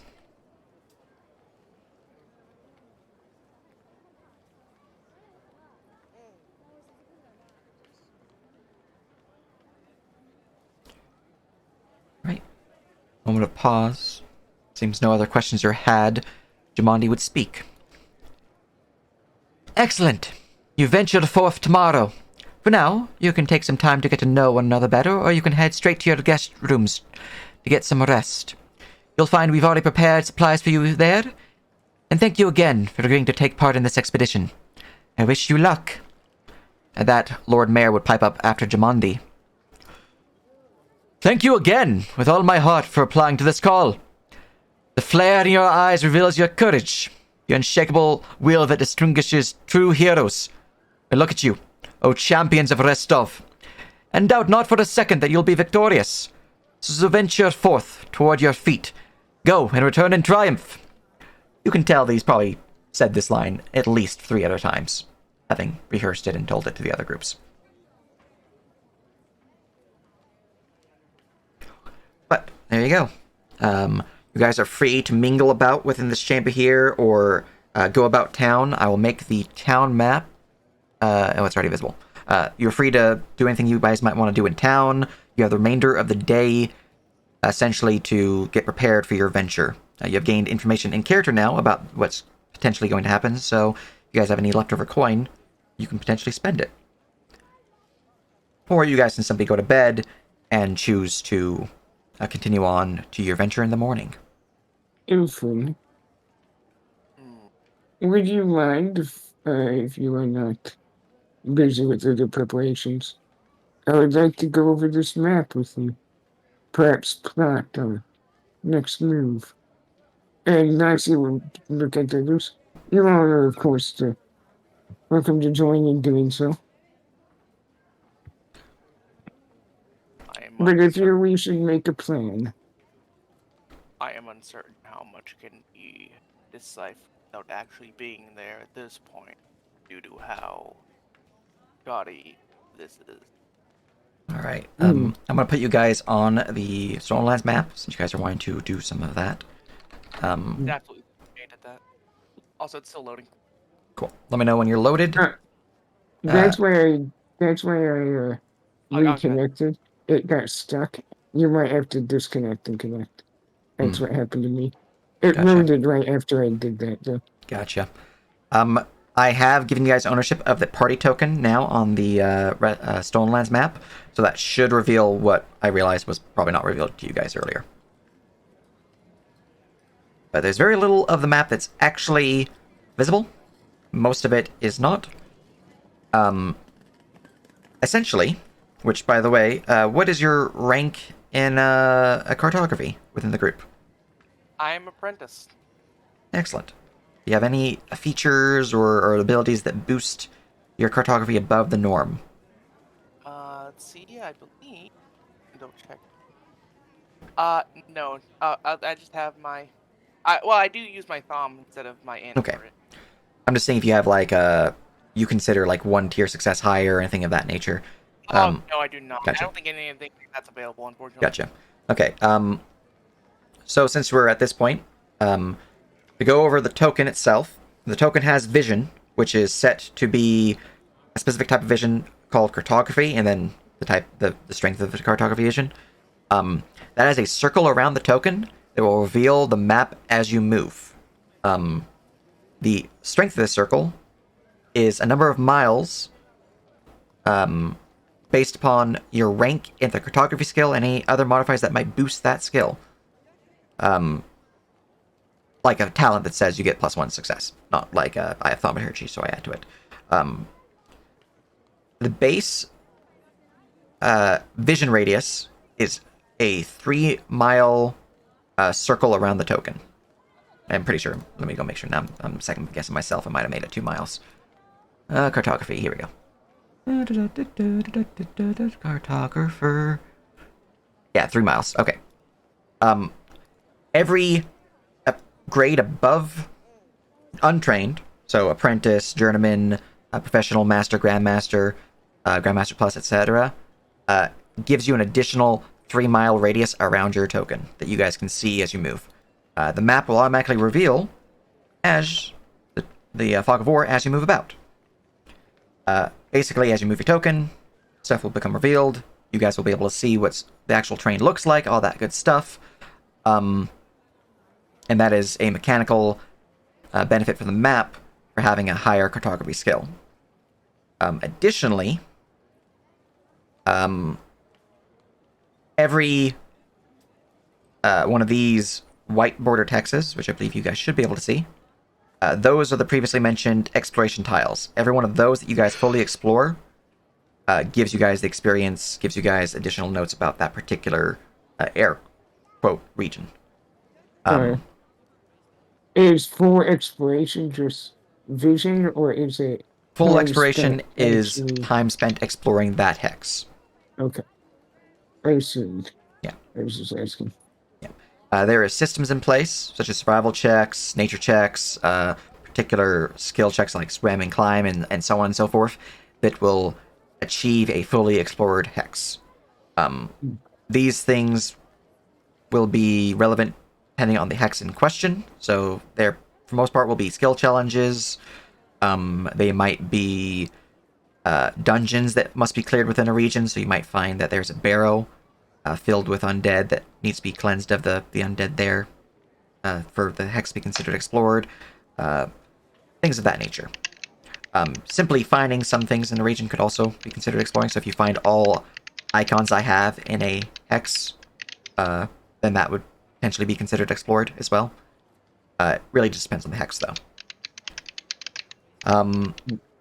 Additionally, if you control G on the map, that will toggle the grid. Every little hex is 1 mile. If you look at your character sheets, you'll see that your characters have on the main page on the left-hand side under movement overland. That is the number of miles you can travel in a day with your current pace. You should center people against Sage. Oh yeah, since people are reconnecting, you're right. There you go. The overland travel pace is the number of miles you guys can travel per day. You use the lowest value amongst the party. So if the party has, like a 14, for example, and an 18 and 21, you'd all use 14 for your party's travel pace. You can move faster, but you do not get any exploration benefits by hustling, or you can move slower and attempt to explore a hex, which will allow me to reveal, certain features within a region, will allow me to apply any skill challenges to complete an exploration of a region, and so on and so forth. So if you do want to explore a hex, you want to move slow. And a slow pace would be half of your daily overland travel. I believe our lowest is probably going to be 19. Yeah. Going with that, within the resources channel, I'm a banana. Within the item lab and soon-to-be resources channel of the Discord. Resources is up in text. In the Discord. Yeah. Yeah. Yeah, in text channels. And these two channels, so Item Lab and Resources, which is posting it right now, the Kingmaker Loot Google Drive document, that there is the party's information loot sheet, as well as treasury and faction tracker and so on and so forth. This will allow you guys to track how much experience you've gained, what you guys are doing, what happens on a given day, the current, time of day, anything notable about that. Also has links to everyone's character sheets in the top right. And then a listing of party treasures of anything you guys might find and want to sell or whatnot. You guys are free to choose who wants to be the quartermaster in that regard, but it's available for you guys to use. The current date listing as February 24th, that will not be occurring until you guys arrive at Oleg's trading post, which will be the actual beginning of the campaign, because right now we're just in prologue. Not load. What's the problem, Fro? Like, It's is just the number? it's just stuck on a number What number? 68. Okay. All right. Yeah, that's what happened to me, but when I... Yeah. Yeah. I would, as you just did, disconnect to reconnect, and then just give it a little bit. Probably stuck on a little Okay. last asset. I had to tried do it on twice. twice. Okay. Yeah. I'll for next time I'll look into the base image and optimize it a bit more. It helps if you close down map tools entirely and restart it. Yeah, I you have did. to... I did both Oh. times. Yeah.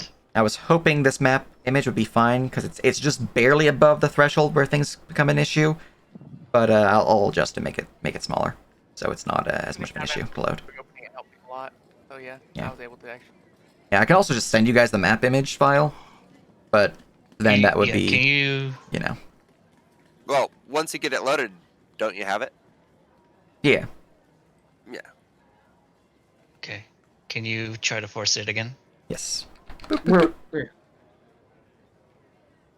it goes. Excellent. yeah. All right. But from your guys' knowledge, You guys are in Restov here. You guys will be, once you set off in the morning, will be traveling along the road west to Oleg's trading post. And the green belt is south of there.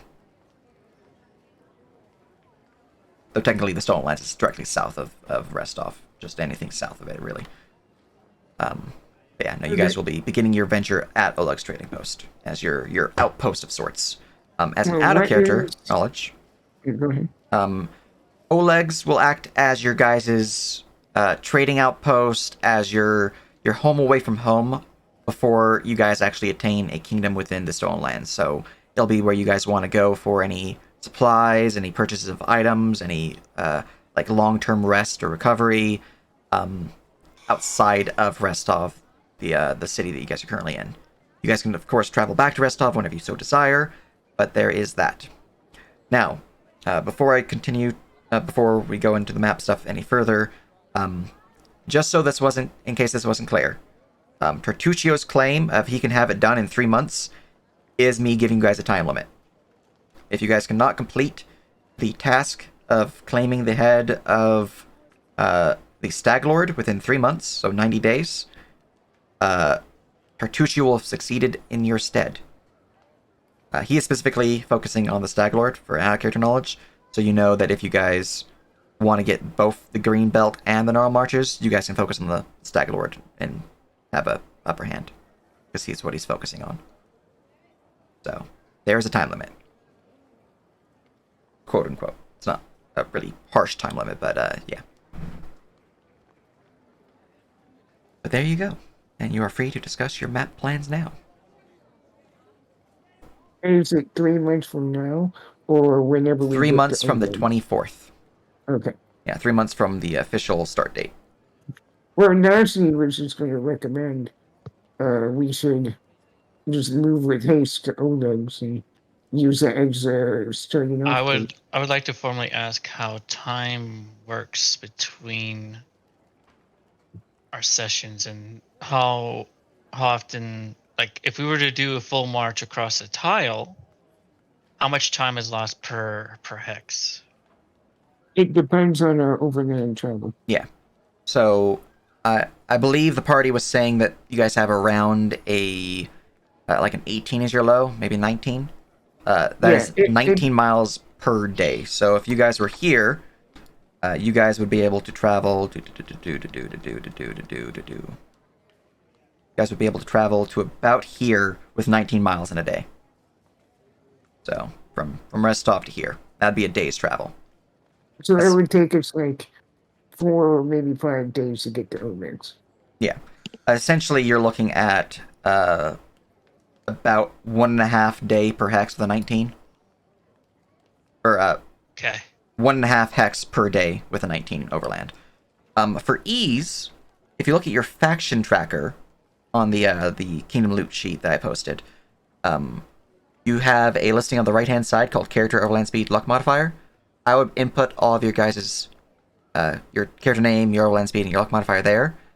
It will automatically calculate what your walk total is. So you guys can easily be like, oh, this is what we're walking with. Yeah, and I will be referencing that as well for purposes of how far you guys can travel, as well as your luck modifier for any random encounters or random events that might occur. Real quick, I forget if endurance affects it or not. Endurance just gives you a bonus on the save to Force Ledge. Yes. Okay, And hosting. gotcha. You're not the lowest by much, at least. Mm-hmm. All right. Now, for purposes of moving fast, if you guys do want to travel at just a full-on fast pace to get there, I will give you guys extra time for your time limit. If you guys were to acquire horses, I would then adjust as well, because this is assuming you guys are doing walking pace to get there, toe legs. So your 90-day time limit is assuming that. But if you guys do change any of that, then I can adjust your time limit as appropriate. Well, unless anyone has a horse. Did anyone start with a horse? A whole ass horse? No. I wish. No. The bird. It was one of the background benefits. Yeah. You start with a horse. But, Yeah, could have What's started it with a horse offered? and bought a carriage. yeah, burst. We also Burst. got Megan. What is I your need XP character's... and wood. I mean, that's fair. Burst, what is your character's overland travel speed? Good sir. So on your character sheet, your main page, left-hand side, movement. Directly below that, you'll see overland and then the total. Oh, it's 19. Huh. oh, Look at that. I was right, and I wasn't the only lowest. Interesting. Glad I wasn't lowest. A tree is faster than you guys. There you go. I have a cane. I'm limping. Leave me alone. Yeah, you're using a tree to go faster. I understand. Hey, it confirmed Jack is riding in the tree. Man, you guys have a really lucky party. Your party's luck modifier is 8. Nice. I only have a +2.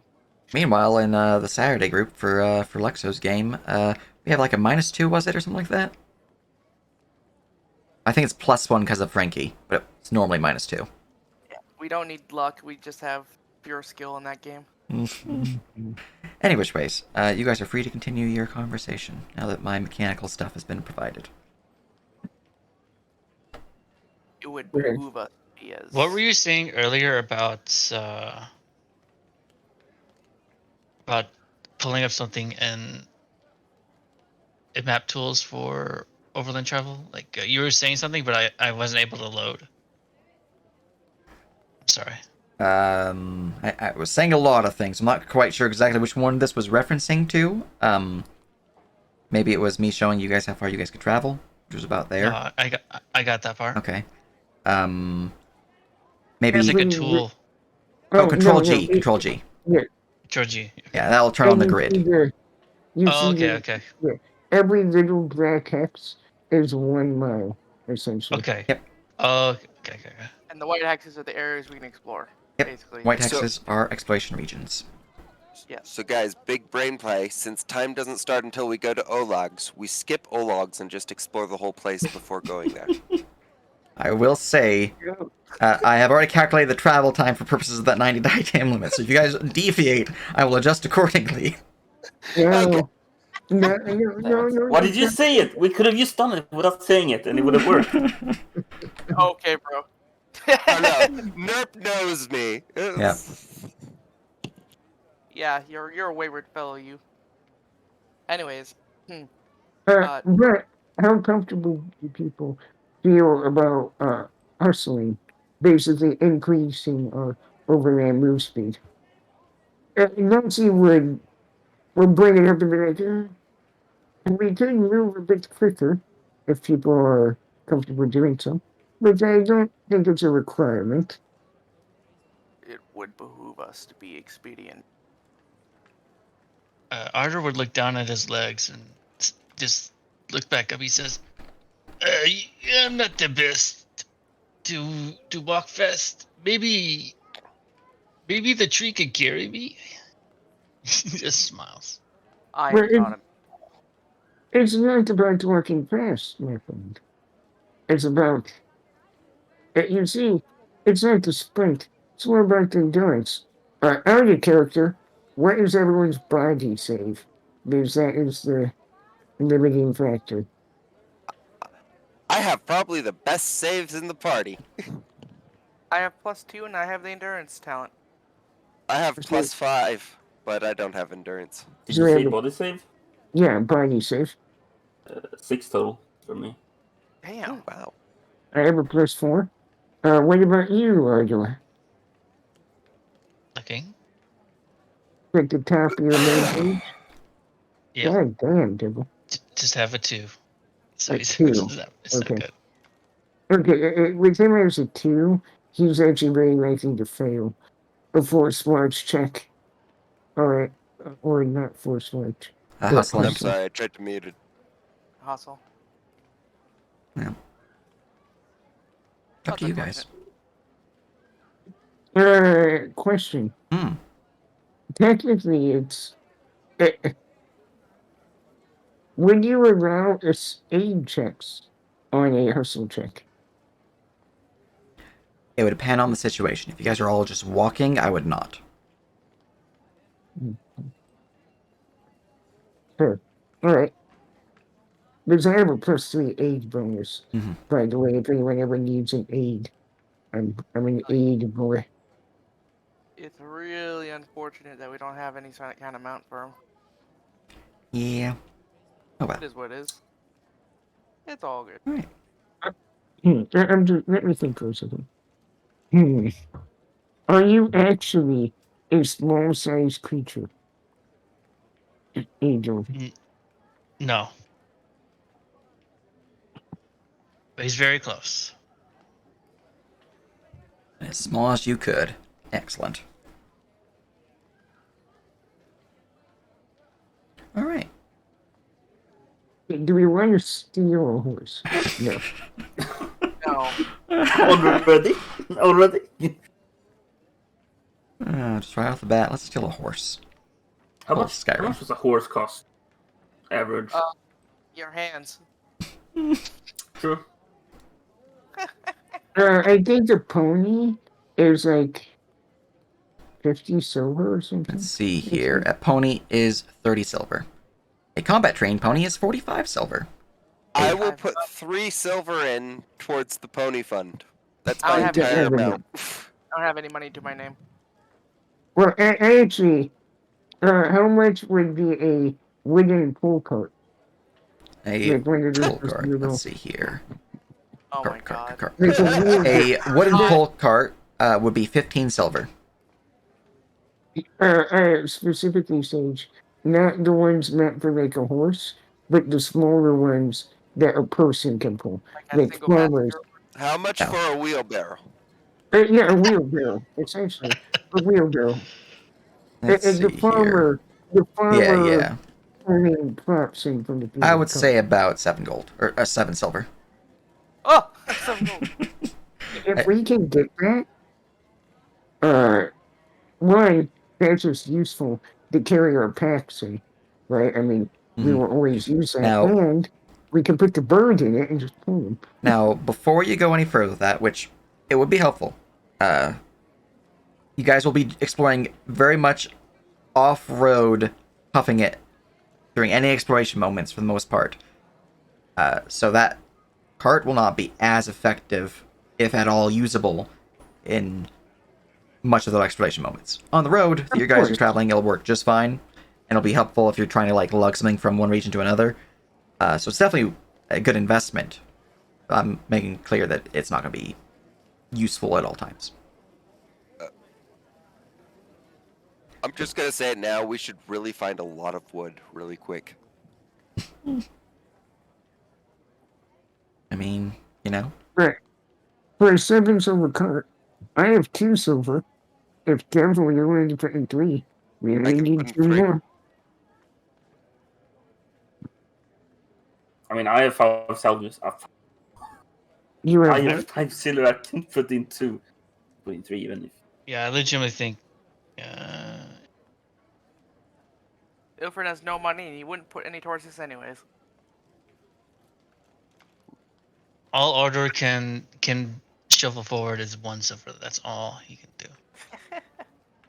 Well, if you put 1 silver in her, and then me, Devil, and Kator each put 2, that's something right there. If you guys want to do it. Going for the That'll advanced leave me with 1 silver. Yay. turning Kingmaker into Cartmaker. This is a real rags to riches campaign. I'm No just Yes. getting, I'm just getting the scene of we're over in the corner counting up our silver, and Tortuccio just glances over, just with disdain, like, Ilford's part of the group, but he's not involved in this process at all. He's just like, we're seriously doing this. Like, he's like a little bemused. Like, really? well, I mean, it's multi-purpose.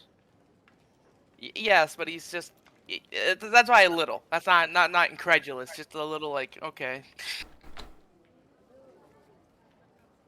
What do people think? Yay or nay on the cart? Yay. Who'll be hauling it? We'll be hauling would. the circle. I'd be pulling it. Okay. Okay, there we go. All right, that was. I was gonna say it, but I just got done saying Ilfrin's not a mule, so I can't go back on that. Saying, I was expecting him to say Elfrine. I was honestly expecting it. I no, was he, gonna smack his face if he said that.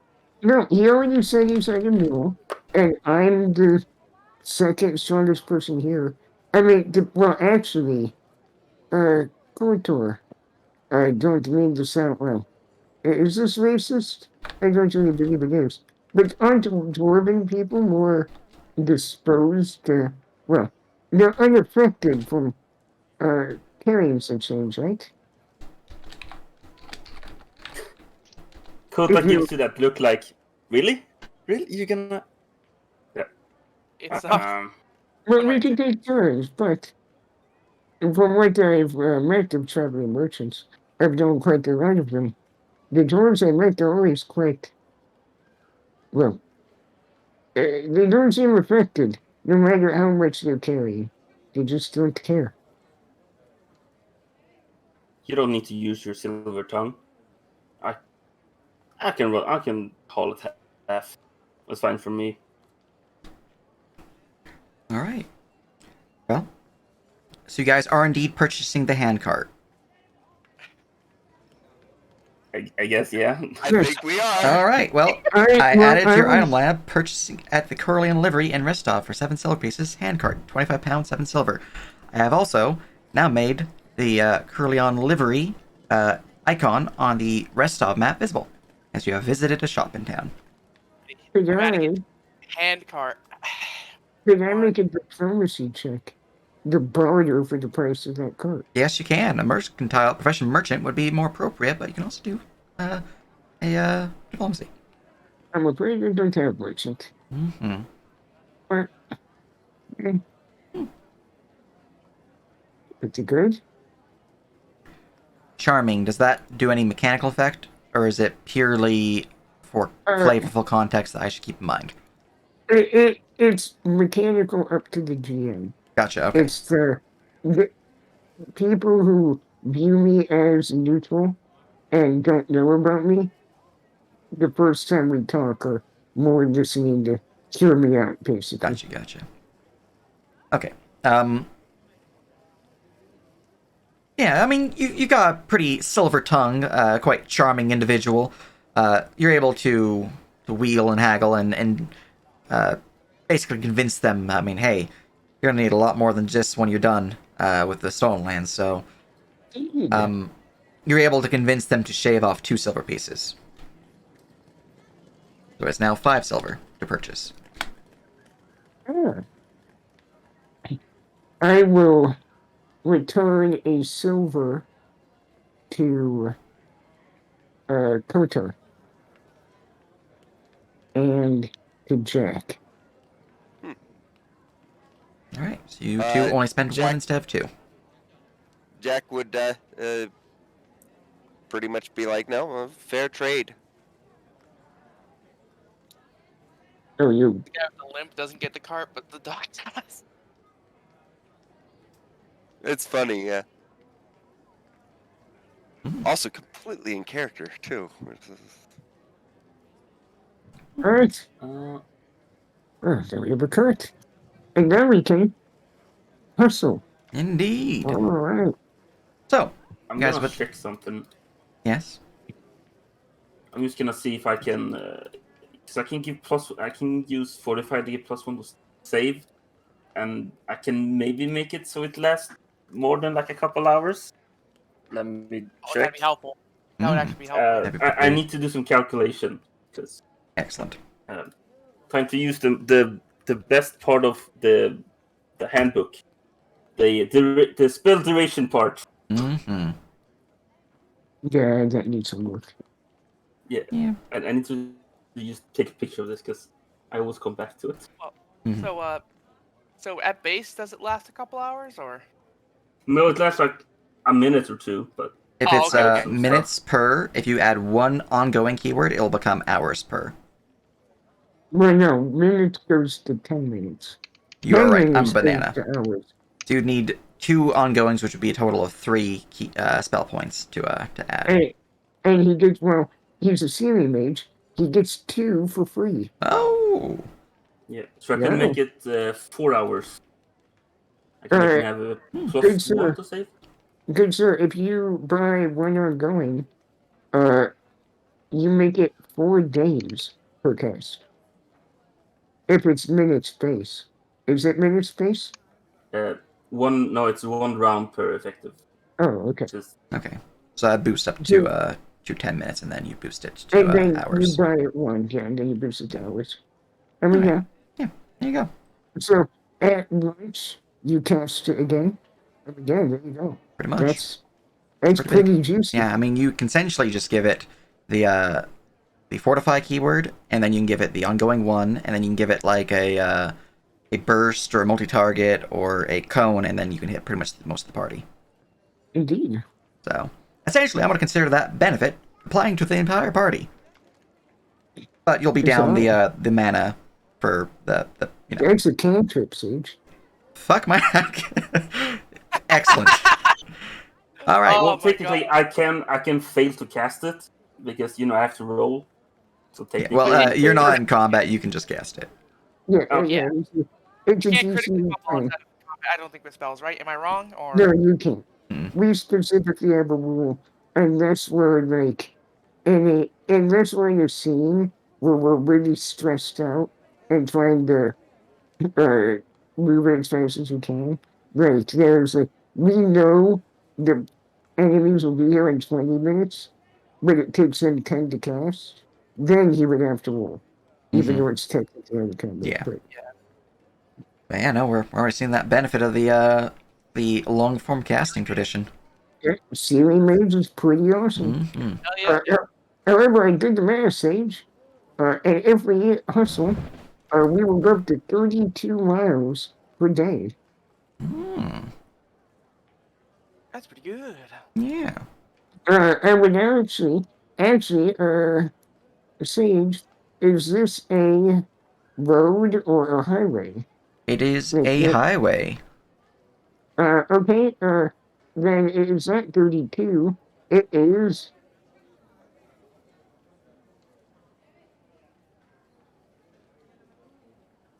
49. Oh my God, we're 49. gonna get there in 2 days. Yeah, but it's a highway, it's a plus 50% modifier to overland travel speed. And Sage was doing it. I was watching him do it, and it's Mhm. about 91 or so miles. All right. So all right, you guys will arrive in the end of the second day of travel, but we'll get to that in a bit. Instead of 3.5 days of travel, so pretty good, pretty good. Saving a day and a half. Yeah. So in that case, I will adjust my timer. I'm rounding up and going to give you 2 days. Your Nice. turn limit. See a quest list. This is my notes. I haven't added to your notes yet. Quest list. Time limit 92 days. All right, there we go. Also, I should probably just copy paste this and put it in your guys' quest log because you guys have one. There you go. I've added the quest to your quest log. We need some checks along the road. Specifically, body saves from everyone besides our fair Ardor, who is currently riding in a cart. Mm-hmm. And you Okay. guys would gain the benefit of Fortify. What is the Fortified bonus that you're providing? +1, you said? +1. Okay. Well, body saves from everyone. Yep, the DC on the first day is 5, and the second day is 6. Yep. So, It's pretty low, but you know. Ooh. Well, +1. I made it. +1 saved you. Oh, endurance. I Okay, made it. endurance saved you. yeah, there's a +4 on top Where's of the that. tokens at? The estate still. Yeah, we're still on the Jamandi's estate token. Yeah, Body save. Huh? I probably should put like a little box here that has VBL and put your tokens there so you guys can always roll even on this map. I'll do that for next time. I make both. and make one here. All right, and day 2, PC 6. Hey, I didn't. All Holy right. crap. So you guys will be able to make the hastened travel without any issue within the given time limit. I'm going to, on my end, adjust the calendar a little bit. It's fine. Don't worry about it. Not But along the way, as you are traveling along the old Rosslyn Road westwards towards Oleg's trading post, the sound of a nearby river echoing throughout the area and a roaring falls, kind of drowning out some of the noise. You see that there are some hills to the north, and the area is quite rocky, and there's intermittent trees scattered about. And I would bother about changing the ambience, but we're going to be ending pretty soon. So I'm not going to. You guys can all give me a perception check.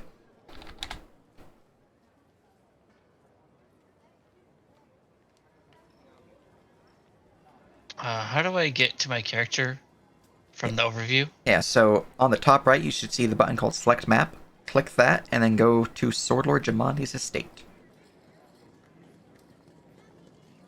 And then I could probably We do that again. really wanted to see Select this. map, rest off. Oh my god, my Oh, rolls. so Holy nice. crap. Dear God. Wait. Yeah, so your token should be on Swordlord s- Jamandi's estate. So you're going to want to do Select Map Jamandi's estate. Then click it. Then click. And then find your token and select it. Selection window, adventure skills, perception.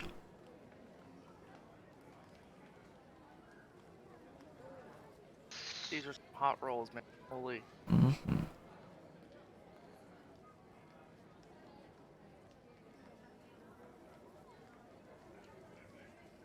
Excellent.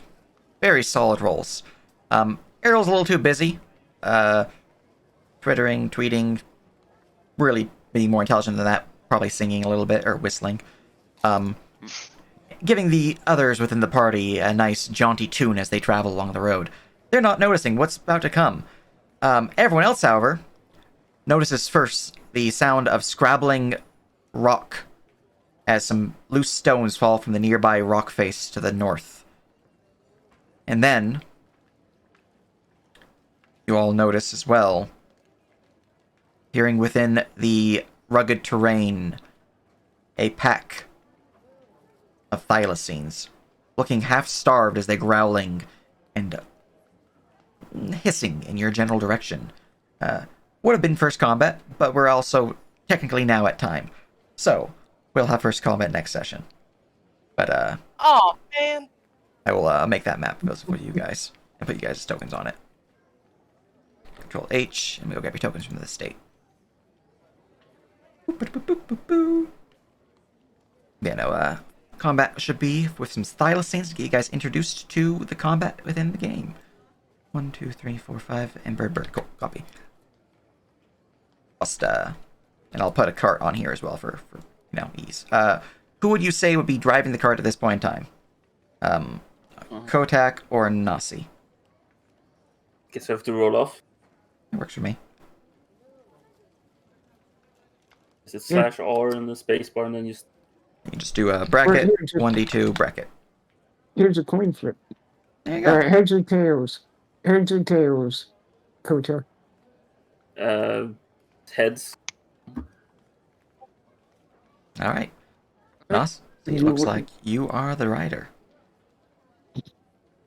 All right, so I'm just gonna. You guys can organize south heading westward, and I will grab a cart for you guys real quick, and then we can set it up for next time.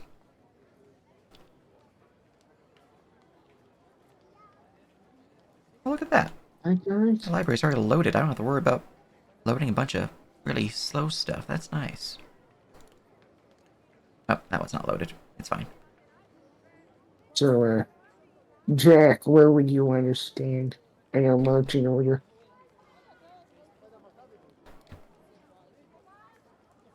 Probably where I am right now is...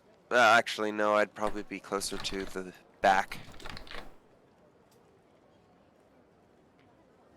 It makes sense for Ilfrin to be out front, kind of leading. Yeah. All right, and I have changed the cart to a token, sending it back, and I'll give you guys ownership. So you guys can move it. Yep, cool. Okay. There you guys go. That is your marching order as you see the pack of thylacines, with one of them jumping down from the boulders to meet you on the ground level. But that will be where we call the session. Hope you guys had fun. Next session should be... I should be good for next week. No problem there. And yeah, if there's any issues, do post in the scheduling chat. And let's see, is there someone we can raid? All right. Ooh, playing The Legend of Zelda Breath of the Wild. Yes, let's raid Kelly. She is playing Zelda. Most excellent. Nice. Mm-hmm. Yes, indeed. All right. But, you guys had fun with session 1. It was a lot of RP, which is good stuff. And we'll get to some more meat and potatoes next time. Sounds like a plan. Mm-hmm. Yeah. Have a great day, guys. Yep. You. Ciao, ciao. Likewise. Have a good one. Peace.